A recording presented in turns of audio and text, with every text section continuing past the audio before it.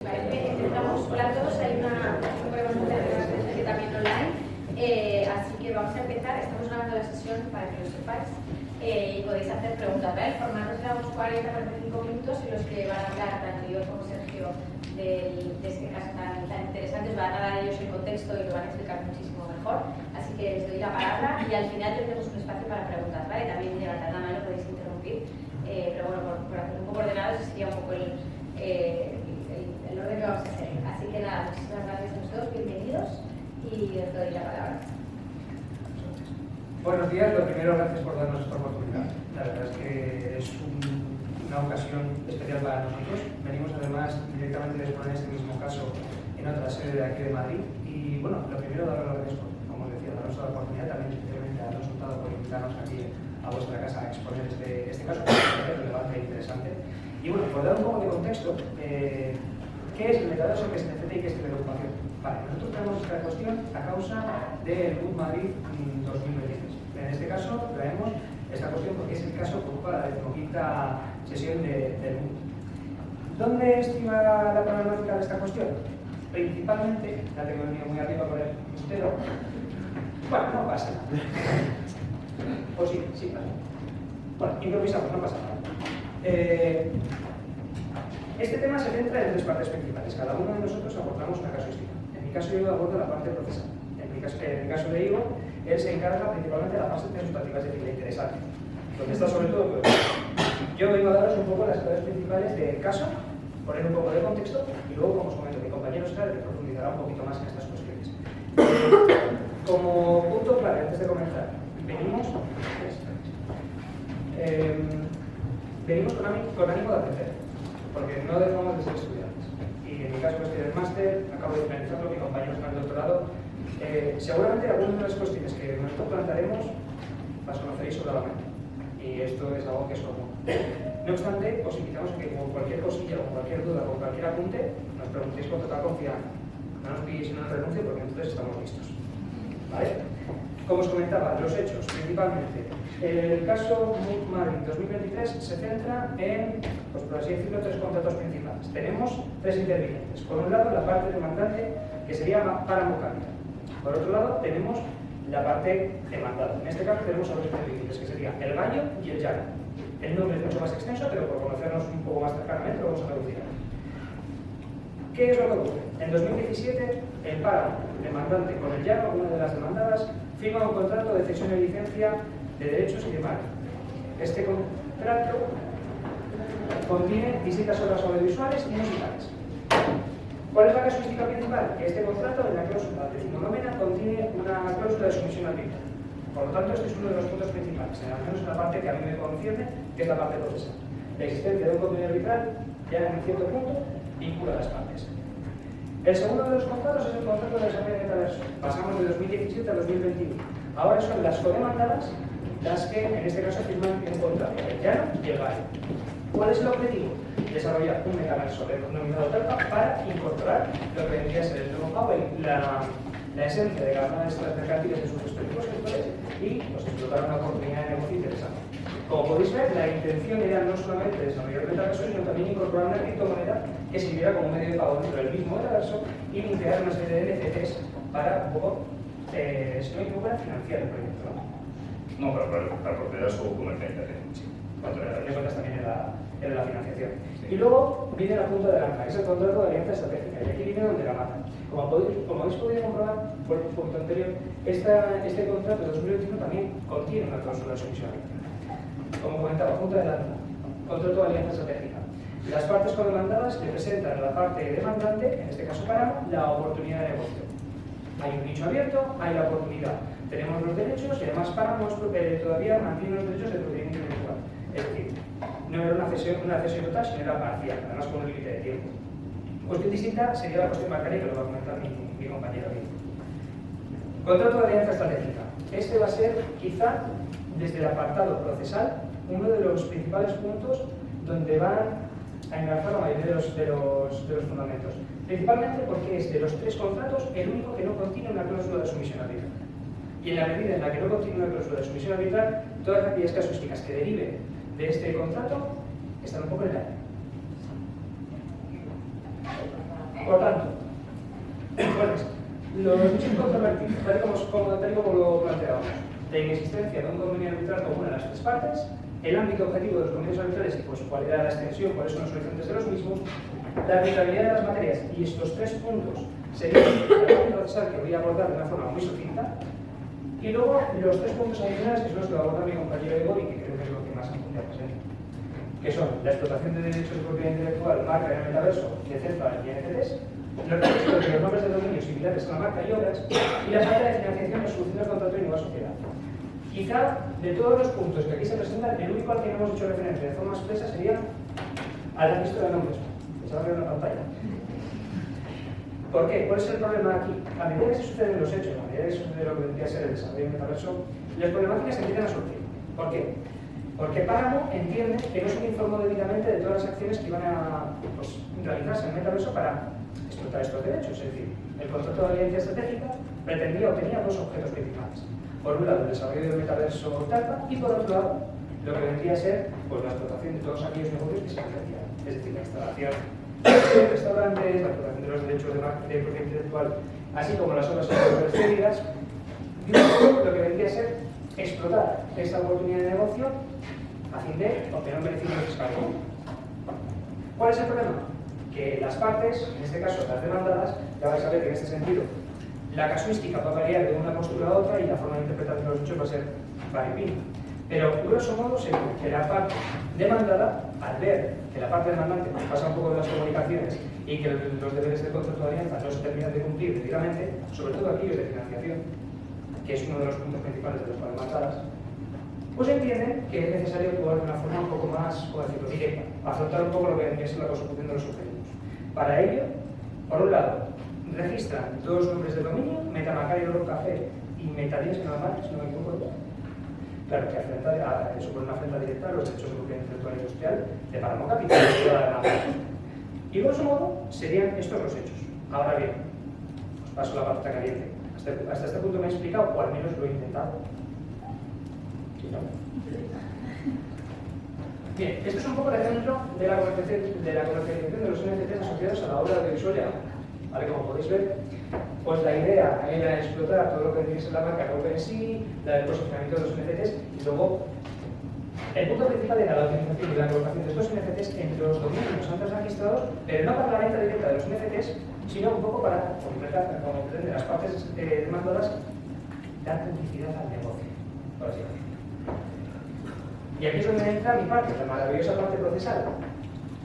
Principalmente, como os comentaba, donde encaminamos principalmente lo que vendría a ser la casuística del asunto es la existencia de cláusulas arbitrales. Hemos visto como en el contrato de cesión de licencia, en lo que vendría a ser la cláusula de 19ª, tenemos la realidad de estas cláusulas. Y además, es una cláusula a todas luces es una cláusula que pues permite impedir de cada una de las partes un poco una interpretación muy amplia. En el contrato de desarrollo de metaverso encontramos pues, básicamente una cláusula que es una copia casi literal de la primera. La única salvedad es que no incluye las partes. El contenido de la cláusula es la misma. Encontramos nuevamente una cláusula que es muy amplia de cara a la interpretación. Y aquí es donde entramos un poco en las disputas. Tenemos las dos posiciones. Páramo Capital como demandante, el Valle y el Llano como demandadas. En el apartado de las cláusulas arbitrales, cada uno pues escribimos sus argumentos en la medida de las que puede. Vemos como, sí que es cierto, es un hecho además común. O sea, en todos los escritos es algo que se plantea.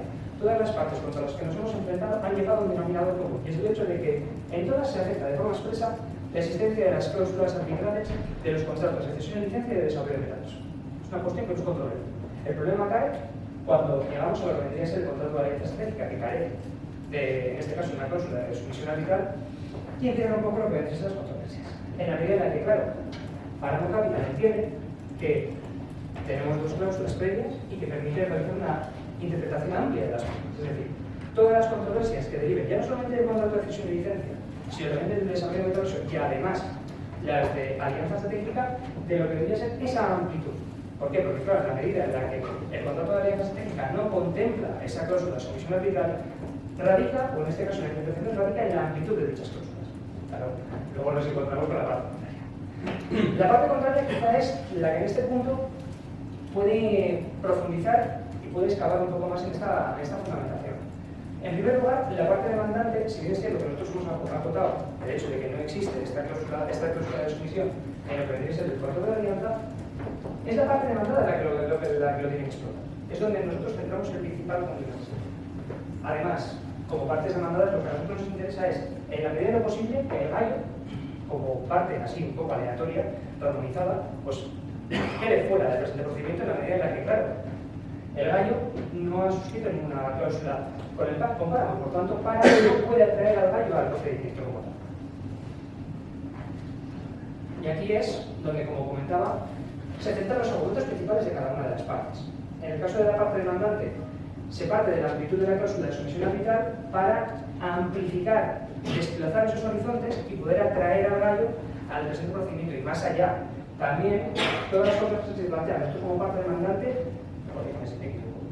traemos a la presente causa cuestiones de propiedad intelectual, industrial, competencia desleal, ciberocupación y además solicitamos la transmisión de las acciones, transmisión forzosa de las acciones de una sociedad que con posterioridad las demandantes, pues en este caso, las demandadas constituyen. Claro, todas estas cuestiones, si cambiamos un poco la óptica, pues las partes demandadas principalmente centran en este punto el argumento en que no cabe hacer una interpretación tan amplia de la cláusula de sumisión orbital atendiendo a la inexistencia de un consentimiento implícito, que es el maravilloso argumento del arbitraje es libertad. Claro, el arbitraje es libertad, pero claro, ¿en qué momento se puede ampliar ese consentimiento? ¿Cuándo se puede dar ese consentimiento implícito? Ciertamente, el consentimiento tiene que ser expreso. Y aquí es un poco donde hacemos esto, por no entrar demasiado en la profundidad del argumento, grosso modo. Parte demandante, amplitud de la cláusula, parte demandada, consentimiento implícito, no cabe ser delegado por la parte demandante. Y por ello, los efectos de esta cláusula están sometidos al sometimiento expreso del documento. Momento de explicación. Y el contrato de alianza estratégica. A ver, quizá este sea el punto, a mi parecer, más interesante. Reitero la parte procesal. Yo soy de sustantivo, por tanto, esto a mí, pues como que me gusta plantearlo de la siguiente manera. Esto, a fin de cuentas, es como un triángulo. Si planteamos un triángulo sin los tres vértices, nos quedamos en una simple línea. Y por tanto, la interpretación del contrato de alianza radica principalmente en la operativa de cada una de las partes intervinientes. Hablar del contrato de alianza, sin referir a la parte, por así decirlo, a las demandadas y a la demandante, no tiene sentido. ¿Por qué? Porque el contrato de alianza no tendría lugar si no se hubiera planteado el contrato de desarrollo del metaverso. Y por tanto, el contrato de desarrollo del metaverso también tiene sentido en la medida en la que entiende de la existencia previa del contrato de cesión y licencia. Aquí hablamos de la cesión de obras audiovisuales completas. Aquí se pretende la aplicación de una de las partes demandadas, que es el gallo, que es, en teoría, la especializada en desarrollo de este tipo de software. En la medida en la que sabe cómo desarrollar y desempeñar este tipo de funciones y por tanto la ejecución del metaverso, todo tiene sentido. En la medida en la que toda vez que eres capaz de explotar algo que pueda atraer a esos nuevos consumidores, se abre un nicho de negocio y por tanto hablamos del contrato de alianza. Y ahí es donde quizá la parte demandante pueda tener un poco ese asidero que ya deja de ser ese clavo ardiendo que nos podemos agarrar para comenzar a tratar un poco con mayor detenimiento, pues un poco ese argumento de conexión entre los contratos. Como no son relaciones espurias, no son tres contratos aleatorios que se generan en puntos distintos en el tiempo, sino que tienen ciertas bases generales y que además el contrato de desarrollo del metaverso, de forma expresa en la documental del caso, dice que es base informadora del contrato de alianza. Vale. Como os comentaba, esto a fin de cuentas es un juego de perspectivas. Esto es como cuando tenemos una cámara. Tenemos que cambiar el objetivo en función de lo que queremos captar. Pues lo mismo con la visión del demandante, que os voy a contar en este sentido. La visión del demandante se basa principalmente en la relación clara entre los tres contratos suscritos entre las partes. Además, funciona como un contrato marco en la medida en la que los tres contratos están aunados dentro de una misma sintonía. Y luego el objeto del contrato de alianza parte de la consecución de los objetivos anteriores. Si bien es cierto que lo que vendría a ser el contrato de alianza estratégica tiene un elemento principal, uno de los principales fundamentos es la financiación. Claro. Y aquí es donde entra también quizá la parte de las demandas. El contrato de alianza estratégica requiere una financiación. Pero Páramo Capital, en cierto punto, deja un poco de lado las comunicaciones electrónicas y dice, ya te pagan. Y aquí es donde las demandadas entran un poco en juego. En la medida medida en la que se relaciona o se lleva a cabo este incumplimiento, que nosotros desde la parte de las demandadas entendemos que es un incumplimiento esencial en la medida en la que un proyecto de tal envergadura requiere financiación, sin financiación es otra parte, ¿no? ¿No? Vamos ahora. Si no, no, pero si no es cuestión de siguiente la policía, después. Ahora, vale. La cuestión es esta, que cuando trasladamos esta cuestión a las demandadas, el principal punto o el principal anclaje radica en un incumplimiento esencial en la medida en la que la financiación no ha sido desembolsada. La parte demandante no ha prestado esa financiación necesaria para sacar adelante el proyecto. Y ahí es donde se empiezan a encardinar esas acciones para obtener esa financiación. En la medida en la que no se ha obtenido de una forma directa por parte de la demandante, se encardina en lo que vendría a ser la publicitación y el minteo de NFTs. Y aquí es donde comienzan las preguntas. ¿Estamos ante una realidad económica única? Esto, como nuevamente os comentaba, radica, o en este caso parte, de cada uno de los posicionamientos.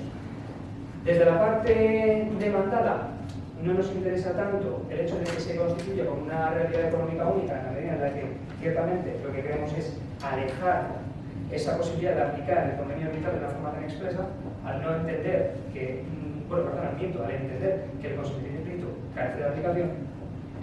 Pero, desde la parte de la demandante, sí que ciertamente nos tendremos que apoyar en la existencia de una realidad económica única, una suerte de objetivo común que parte del contrato. ¿Podemos hablar de contratos internacionales? Pues nuevamente, hablamos de la posibilidad de interpretar cada uno de estos contratos. El contrato de realidad técnica, en función de cómo se entienda, no es sino un vértice más de 3 contratos que están íntimamente vinculados, sobre todo porque las partes intervienen en cada uno de ellos. Si bien es cierto que las firmantes difieren en algunos aspectos, es nuevamente la demandante la que intenta traer a colación esa vinculación. Sobre la aplicabilidad de la teoría de grupo de sociedades, bueno, este es quizá uno de los amarres más que no tenemos en ese caso tan claro y es uno de los fundamentos que intentamos maquillar a la hora de la defensa. Y es en la medida en la que, claro, si atendemos a la existencia de una suerte de contratos vinculados y de grupos de sociedades en los cuales cada una de ellas está consolidada en sus respectivos nichos, la intención es nuevamente atraer la idea hacia el contrato de alianza estratégica y vincularlo en ese sentido. Las reclamaciones extracontractuales. Volvemos a la cláusula 19 del contrato de cesión y licencia, una cláusula que es muy amplia. Y es en este caso donde las demandantes y las demandadas pues juegan un poco nuevamente con los argumentos antes reunidos. No quiero reiterarme, así que voy a ser sucinto en este punto. La demandante parte nuevamente de la amplitud de la cláusula para atraer todas esas controversias que nazcan directa o indirectamente del contrato de cesión y licencia en materia de propiedad intelectual e industrial para que el tribunal al que lo presentamos conozca de la misma. Entendemos que es plenamente competente. No obstante, cuando hablamos de las demandadas, claro, nuevamente hablamos de la arbitrariedad de la cláusula. En este caso nosotros nos fundamentamos sobre todo en lo que dice el principio de la noticidad de los contratos, que lo que no esté expresamente concebido y que no sea firmado no cabe aplicar. Sobre la arbitrariedad de materias, quizá este sea también uno de los puntos más complejos a la hora de defenderlo, por lo menos en los arbitrantes que hemos tenido, sea uno de los puntos controversiales más interesantes. Principalmente, porque en la documental, si no me equivoco, en febrero, nos cargaron una orden procesal que actualizaba un poco pues, una serie de razas, pero también introducía nuevos elementos. Y hablaba de alguna de la arbitrariedad de algunas de las cuestiones. Entre ellas hablaba, por poner un poco de ubicación, habla de los ordenamientos nacionales de Cervantes, Andina y Azteca, que son un poco lo que vendría a ser los lugares en los que están localizadas cada una de las partes. A tener de esto no me interesa un poco dónde está cada una, pero la idea general es que ninguno de estos ordenamientos prevé de forma expresa que cuestiones son de orden o de orden público. Aunque la tradición, en una de ellas, que es precisamente la de la normativa en materia de competencias leales que se aplica, concibe que tanto doctrinal como jurisprudencialmente aquellas cuestiones de orden público son inarbitrables. Claro, nosotros aquí pues nos interesa un poco indagar en la medida en la que somos demandadas, porque la parte demandante pretende, o en este caso alega, una afección, una afrenta directa a la competencia desleal, pero claro, como demandadas, el argumento que siempre nos encontramos, no miento, como demandadas, el argumento que siempre se plantea, o se puso en la mesa es, no, hablamos de una cuestión que es puramente competencia desleal, en la medida en la que son 3 sociedades y la afrenta supone una afección directa al orden público. Nosotros como demandantes lo que intentamos es reconducir este argumento a la realidad de que se trata de afecciones y de afrentas entre privados que no tienen una afectación directa a lo que es el orden público. Y así salvamos lo que es el Estado. Bueno, esto sería lo que es el resumen de la cuestión. No sé si está tiene alguna pregunta. Vale. Y bueno, esto es lo que vendría a ser la parte final. El gallo como una parte más del procedimiento. Hemos hablado antes de lo que vendría a ser la existencia de cláusulas arbitrales. Hemos visto que 2 de los 3 contratos contienen una cláusula arbitral y el tercero de ellos carece de cualquier referencia a otra. Es en este punto donde el gallo, como demandado, pues plantea serias dudas. Claro, todo esto visto desde una perspectiva doble. Desde la figura de las demandadas lo que intentamos es extraer, romper esa suerte de consentimiento implícito, pero como demandante lo que nos interesa realmente es ampliar, amplificar y en este caso circunscribir esta realidad a la existencia del contrato de alianza estratégica. Todo ello se fundamenta principalmente en que el contrato de alianza estratégica no deja de ser sino un contenedor de los otros dos, porque no puede ser el contrato sin el desarrollo del metaverso. Y sin el desarrollo del metaverso no tendría lugar sin tampoco la explotación de los derechos, que es a fin de cuentas lo que sustenta el desarrollo final. El gallo como tal, como demandada, ¿dónde nos centramos nosotros siendo demandantes a la hora de poder traer a esta parte del procedimiento? Bueno, en primer lugar, nos centramos nuevamente en lo que debe ser la necesidad contractual. El hecho de que son 3 contratos que están íntimamente vinculados.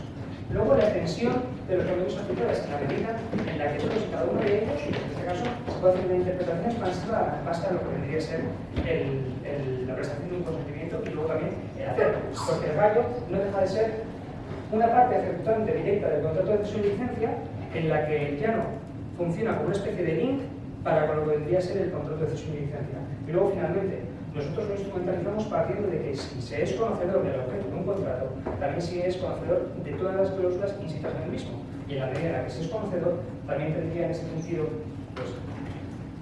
pues expuesto a cesión. Qué feo eso. Bueno, la idea sería que en la medida en la que conoce de lo que vendría a ser la cláusula contractual en la que se refiere lo que vendría a ser el objeto del contrato de cesión y licencia, también tendría conocimiento de lo que vendría a ser la cláusula de confidencialidad. Y creo que, si no me equivoco, paso ya la palabra a mi compañero Diego, que va a hablar un poco de lo que es la constitución. Bueno, antes de nada me gustaría dirigirme a las palabras de mi compañero y me gustaría hablar de esa ética para poder exponer el caso junto a mi compañero Sergio. Y nada, a continuación, pues bueno, procederé a exponer las principales controversias relativas al ámbito sustantivo del caso que hemos descrito. Bueno, la primera controversia que resalía acerca de todo el caso es si la explotación de los diferentes derechos propiamente intelectual e industrial recogidos en el contrato de cesión y licencia se expande al metaverso.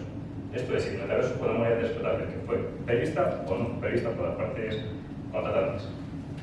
Como ha mencionado mi compañero, encontramos que el contrato de cesión y licencia en cuestión se celebró en abril del año 2017 y contiene una serie de cláusulas de cesión y licencia efectivamente bastante amplias, como podemos observar en este caso en la cláusula primera, así como en la cláusula sexta de ambos de citados contratos, que como vemos no acordan especialmente el ámbito de explotación de los citados derechos.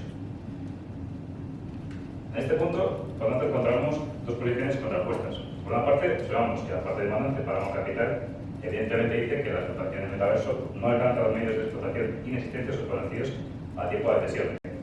Aquí, en primer lugar, el metaverso en el año 2017 fundamenta la parte demandante que constituía un fenómeno prácticamente marginal, por no decir inexistente. Prueba de ello, por ejemplo, sería que el metaverso Decentraland, que es el más famoso de todos, empezó a tener su fase beta a partir del año 2017 y empezó a tener su popularidad principalmente a partir del año 2021.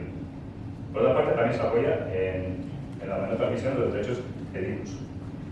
Y, tal y como hemos dicho, también pues, entendemos que la parte demandante defiende su posición entendiendo que si la tribunal arbitral entendiera que el metaverso constituye una modalidad de explotación prevista en el contrato de cesión y licencia, el titular de dichos derechos, que es Páramo Capital, no tendría ninguna clase de potestad de control sobre un nuevo mercado, sobre un nuevo producto que está ligado a su marca y a sus derechos intelectuales.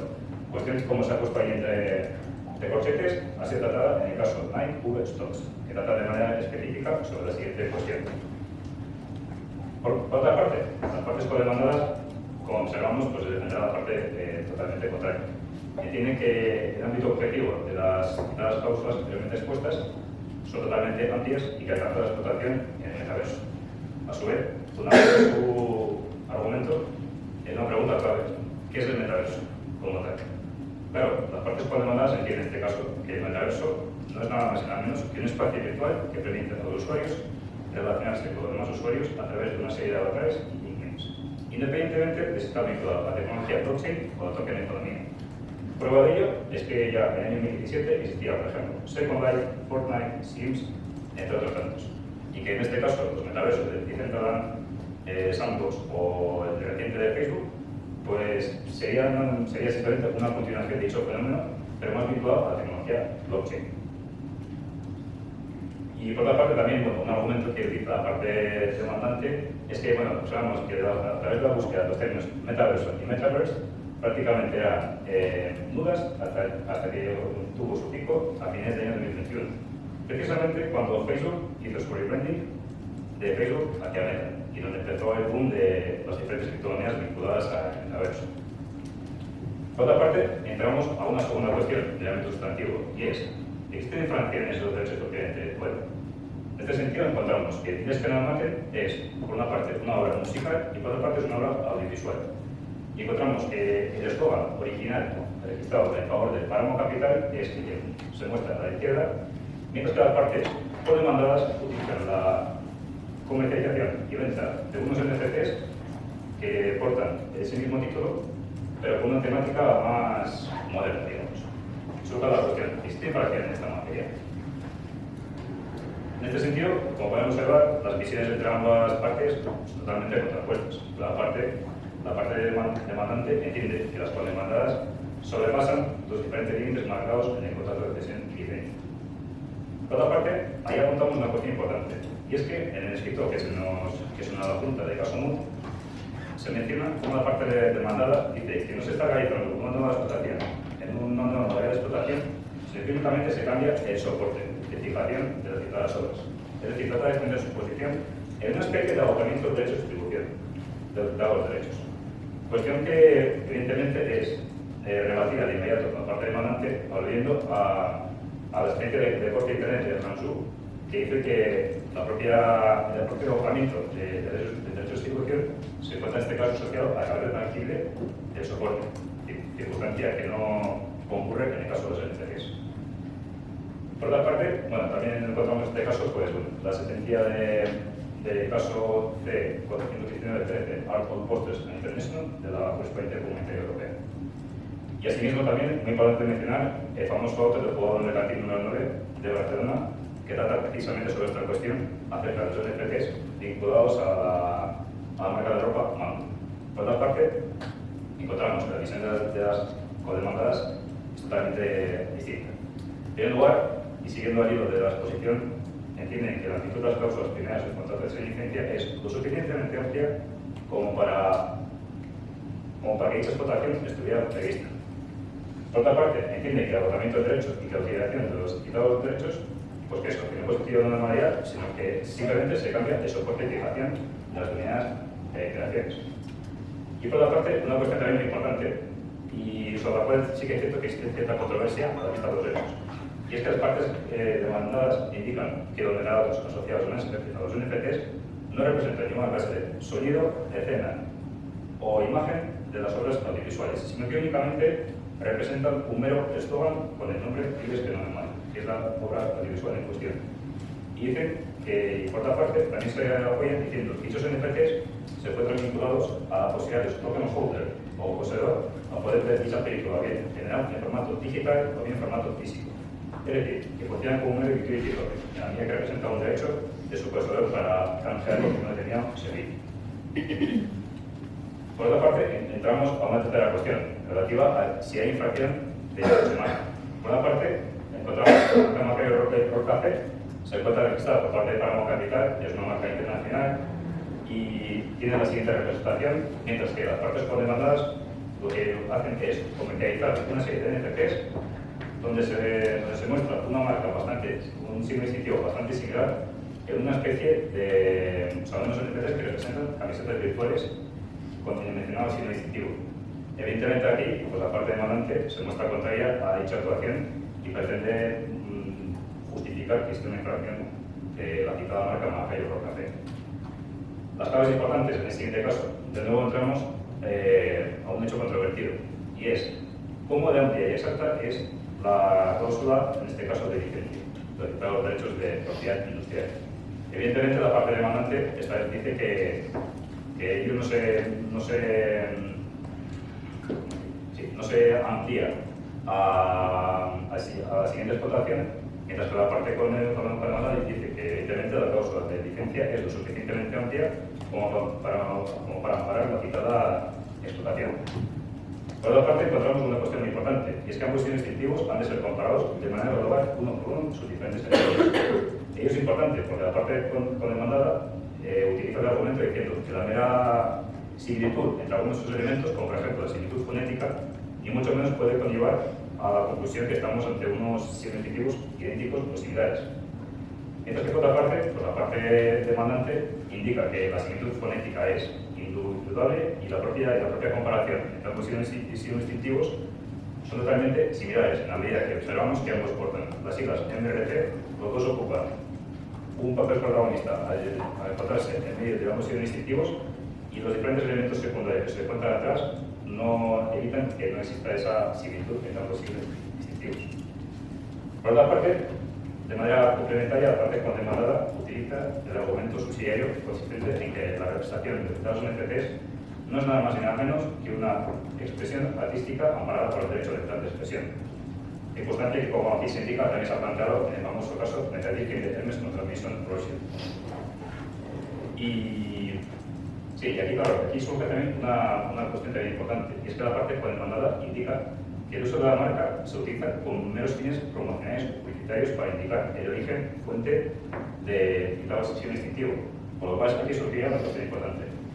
¿Debe haber límites al derecho de derecho exclusivo por parte del autor? Y por último, entraríamos a la cuestión de ciberocupación, que tal y como ha comentado mi compañero Sergio, la parte condemada utiliza en este caso pues, el registro y creación de dos nombres de dominio. Uno que está vinculado a la marca Macario Rocafé, añadiéndole un mero prefijo meta, y la otra es un nombre de dominio que tiene el nombre que se encuentra asociado a la obra audiovisual, que es metal-imagen.com. Y aquí habría que analizar tres cuestiones. En primer lugar, ¿se encuentra en este caso la parte que registra el nombre de dominio? ¿Se encuentra legitimada para realizar dicha actuación? A la vista de los hechos encontramos que el registro de dicho nombre de dominio lo realiza el gallo. Y esto es súper importante, porque el gallo, como tal, no tiene ninguna clase de utilización, al menos expresa, ningún contrato común por parte de que el páramo hiciera alguna clase de utilización. Y evidentemente ello constituye pues, un argumento a favor de la demandante. Por otra parte, también surge una cuestión importante. La adición de un mero prefijo meta evita la confusión o asociación. Como se indica ahí, esa circunstancia también se ha dado en el caso de Metadicking y en este caso la Corte de Estados Unidos pues, ha dicho que evidentemente la adición de prefijo meta y mucho menos evita que ambos distintivos pues, no sean similares. Y por otra parte también se une un tercer elemento de suma importancia, y es que el registro o utilización entre ambos nombres de dominio tiene que realizarse como ha comentado mi compañero Sergio.